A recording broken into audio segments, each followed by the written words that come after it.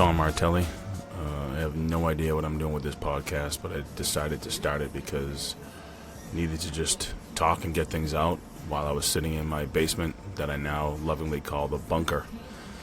We've been working from home for about 3 weeks now, and clients have been connected. We've been working on campaigns.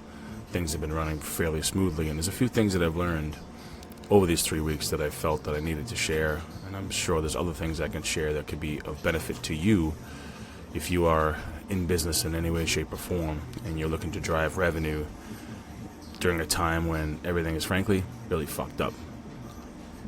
So my tips are pretty basic. This is going to be pretty blunt, raw, and unedited, as you can probably tell. It's pretty simple, right? We have to stay connected in a time when we can't be in front of each other and shake hands and pat each other on the back, right? So staying connected is pretty freaking easy these days. Between Zoom, FaceTime, email, Teams, Slack, there's a million tools out there. And if you haven't figured this shit out, then you need to figure it out. It's not hard.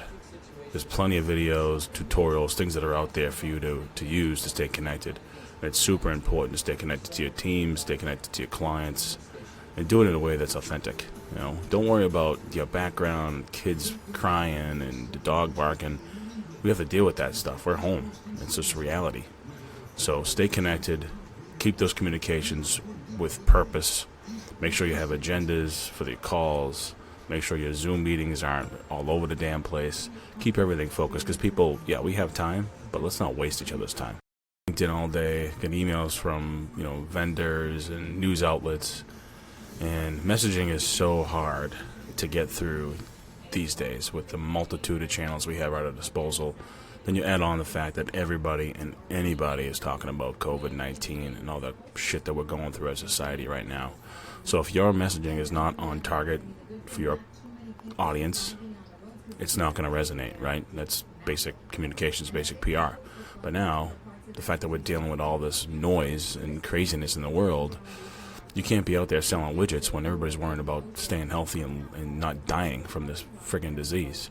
So you got to find a way to communicate with your particular audiences and your customer base and your clients in a way that is through the filter of what's going on with COVID-19. It doesn't have to be about the disease and the drama and death and everything else, but it has to be about your business, the services you provide, and the things that matter with your business and your relationship with your audiences. So if you are a veterans-based organization, you should be talking about how veterans get services now, considering that we can't be together. If you are in an architectural business, you should be talking about what business will look like when you're coming back from our shelter-in-place and social distancing stuff. So use your messaging wisely and do it in a way where you are making sure you're providing value to your audiences.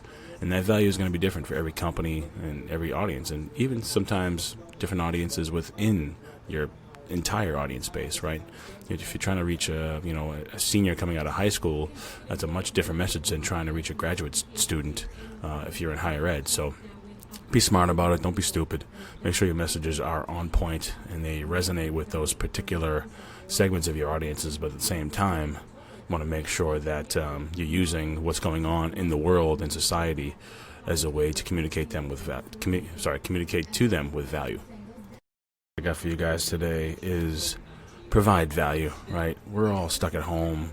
I'm sitting in my goddamn basement, been down here for 3 weeks now, and it's getting old, but you have to provide value to those you're connected to. And as you're creating new relationships, also provide value.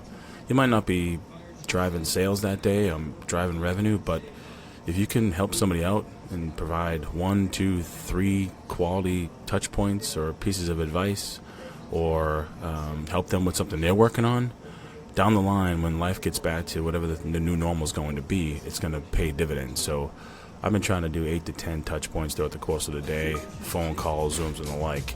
So you try to provide that value as much as you possibly can, so do it.